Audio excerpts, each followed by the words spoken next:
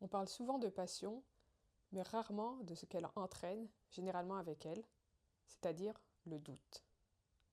Les métiers créatifs, plus que les autres, sont souvent amenés à se remettre en question, notamment sur l'intérêt de leur création, si la voie choisie est la bonne, et également si finalement tout ce qui a été décidé au début a un sens à la fin, une fois que la création est terminée. Et moi, comme tant d'autres auparavant, je n'échappe pas à cette règle, et j'ai également cette fâcheuse tendance à me remettre en question beaucoup plus de fois qu'il ne faudrait. Donc aujourd'hui, je vous invite à explorer avec moi les parties sombres de ce processus de création que tous les auteurs, les artisans et autres rencontrent tout au long de leur journée de travail. Janvier, pour moi, c'est le mois de la renaissance, le mois de la germination, là où tout avance tranquillement, en douceur, comme si on avançait finalement sur un tapis mousseux de neige, en appréciant le paysage, la vie et la beauté de notre environnement. Pareillement, au niveau de l'écriture, je prends mon temps, j'avance doucement, pas à pas, je collecte les flocons de neige, les idées étranges qui peuvent m'arriver comme ça, à un moment inopportun, et je décide ou pas de les jeter sur une feuille de papier, de les griffonner quelque part sur un mouchoir, ou même, des fois, sur ma main. En ce début d'année, j'ai ce besoin de lenteur, avancer un peu comme un gastéropode qui prend le temps de voir ce qui l'entoure, d'observer les objets, la vie, les gens, et de s'en inspirer pour ensuite créer des histoires tout à fait loufoques. Alors ce processus peut sembler être une écriture en dents de scie, un abandon de soi et de ses projets, une lente et sûre descente vers le néant. Eh bien c'est tout le contraire. En fait, il s'agit plutôt d'une prise de recul qui est nécessaire dans le processus de création afin de permettre aux bonnes idées et surtout à la bonne histoire d'arriver tranquillement, sans prise de tête et surtout sans stress.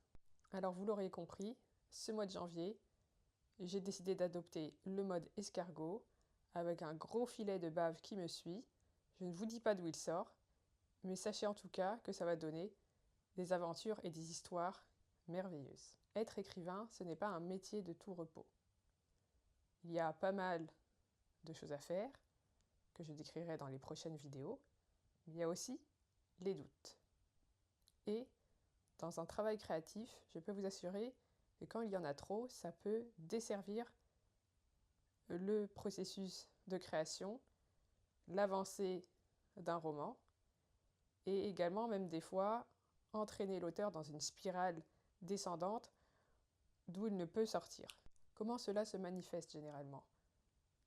On écrit de moins en moins, difficilement on essaye d'échapper à ce travail d'écriture, on regarde notre manuscrit d'un air mauvais, on a envie des fois de le balancer au fin fond d'une cheminée ou au fin fond d'une benne à ordures et ne plus en entendre parler. Je vous épargne l'ensemble des scénarios qui dorment dans un tiroir et qui crient tous les jours pour être achevés et surtout publiés. Il faut savoir que ce que vous voyez du travail de l'auteur, c'est généralement moins de 10% de ce que l'on écrit vraiment. La plupart finit à la poubelle, finit dans les affres du doute qui nous englobent et nous emportent bien plus souvent que l'on le voudrait. Il y a aussi cette fâcheuse tendance à douter de l'intérêt et même du sens de ce que l'on écrit. Est-ce une bonne histoire? Va-t-elle inspirer les lecteurs? Ou même notre communauté? Va-t-elle donner envie aux auteurs novices ou en herbe à se lancer dans l'écriture ou au contraire leur apporter une appréhension qui va les bloquer? Est-ce que cette histoire n'est pas trop téléphonée? N'a-t-elle pas déjà été écrite quelque part, un jour, ailleurs? Est-ce vraiment une nouvelle histoire que personne n'a jamais lue ailleurs, dans tous les autres univers possibles et inimaginables? Et ce type de réflexion peut aller beaucoup plus loin, en mode spirale, et des fois on passe plus de temps à douter et à réfléchir sur l'intérêt et le sens de ce que l'on fait et ce que l'on écrit, qu'à plutôt écrire et à créer. Il y a aussi ce fameux syndrome de l'imposteur qui, des fois, nous pousse à nous demander si réellement l'écriture c'était fait pour nous. Est-ce que c'était notre mission de vie? Est-ce pour ça que l'on est venu ici sur cette terre, pour écrire et donner une sorte de divertissement aux lecteurs, les instruire aussi, et leur donner envie d'agir dans leur vie et dans leur quotidien? C'est autant de questions que l'on ne peut s'empêcher de se poser quand on crée, que ce soit comme aujourd'hui dans le domaine de l'écriture, mais même au-delà, tout ce qui concerne les métiers créatifs dans leur ensemble. Comment je gère tous ces doutes qui peuvent m'assaillir régulièrement lors de ce processus d'écriture? Je ne gère pas, tout simplement. Je ne cherche pas à forcément les éviter, à les faire taire. Ce n'est pas forcément la solution. Je les écoute, je les comprends et j'essaie de surtout chercher la source, l'origine qui fait qu'aujourd'hui, je peux me remettre en question. Il faut toujours se remettre en question. C'est le meilleur moyen de s'améliorer et de produire un résultat au-delà de nos attendus. Mais trop se remettre en question peut des fois avoir l'effet contraire qui peut nous dissuader de continuer. Donc après avoir bien écouté mes doutes, avoir pris soin d'eux, les avoir caressés dans le sens du poil, s'ils sont poilus, ou les avoir tout simplement choyés dans un petit plaid molletonné et bien chaud, je les prends tous, je les mets dans un sac d'ordures et ils finissent à la décharge publique. Car n'oubliez pas, recycler, c'est important. Une fois débarrassé de ces doutes, momentanément, qu'est-ce que je fais? Je continue. J'écoute mon cœur, je suis ma passion. Je prends le temps de me faire plaisir. Et je pense que c'est le mot clé qu'il faut retenir pour cette année 2026.